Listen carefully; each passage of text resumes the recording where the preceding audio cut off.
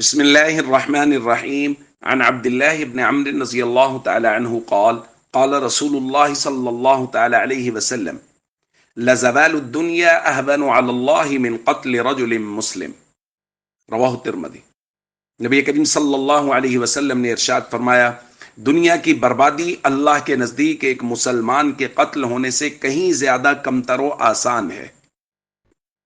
دوستو، کسی کا قتل کرنا، چاہے وہ مسلمان کا ہو یا کسی پرامن غیر مسلم کا، شریعت کی نظر میں انتہائی ناپسندیدہ عمل ہے۔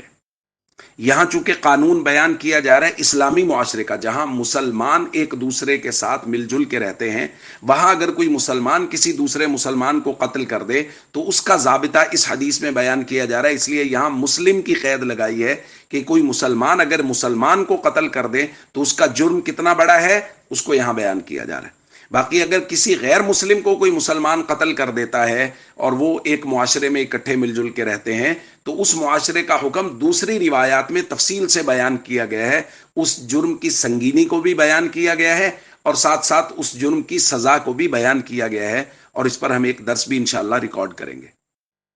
اگر کوئی مسلمان کسی مسلمان کو قتل کر دیتا ہے تو نبی پاک صلی اللہ علیہ وسلم فرما رہے ہیں دنیا کی تباہی سے بڑا جرم ہے یہ۔ اور قرآن کریم میں گناہوں کی سزا مختلف جگہوں پہ بیان کی گئی ہے، لیکن کسی گناہ کی سزا جہنم میں ہمیشہ رہنا بیان نہیں کی گئی سوائے قتل کے، کہ قرآن کریم میں کہا گیا خالدن فیہا۔ یہ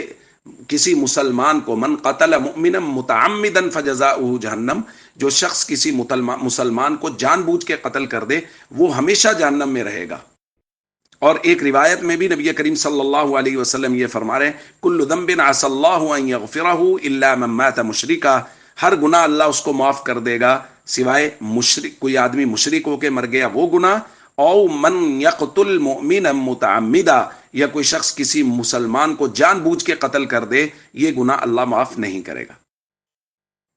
گو کہ علماء اس میں کہتے ہیں کہ اگر کسی مسلمان کو حلال سمجھ کے قتل کرے گا تو پھر اس پر یہ سزا ہے، لیکن بہرحال اس گناہ کی شدت کو قرآن کریم میں ایسے بیان کیا گیا ہے۔ ہمارے معاشرے میں یہ ایک المیہ ہے کہ لوگ چھوٹی چھوٹی بات پہ، کچھ غلط فہمیوں کی بنیاد پہ، اور بعض لوگ خاندانی دشمنیوں کی بنیاد پہ، بعض لوگ چوری چکاری کے دوران ایسے لوگوں کو قتل کر دیتے جیسے کوئی مسئلہ ہی نہیں ہے۔ خاندانی دشمنیاں چل رہی ہیں اور سالہ سال ہو گئے اس خاندان کے اس خاندان کو، اور اس گینگ کے اس گینگ کو، اور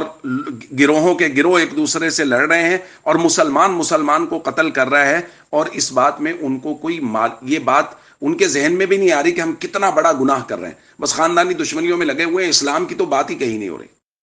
تو اس لیے یہ جرم اس قدر بڑا ہے کہ دنیا تباہ ہو جائے، اللہ کے نبی صلی اللہ علیہ وسلم فرما رہے ہیں کہ اللہ کو یہ جرم اس سے بھی بڑا معلوم ہوتا ہے۔ تو اس لیے ہم سب کو چاہیے اس پیغام کو عام کریں کہ اگر کسی کے ساتھ کوئی مسئلہ ہے تو اس کو بیٹھ کے حل کیا جا سکتا ہے، اس کو عدالت میں حل کیا جا سکتا ہے، قتل تک نوبت نہیں پہنچنی چاہیے۔ السلام علیکم ورحمۃ اللہ وبرکاتہ۔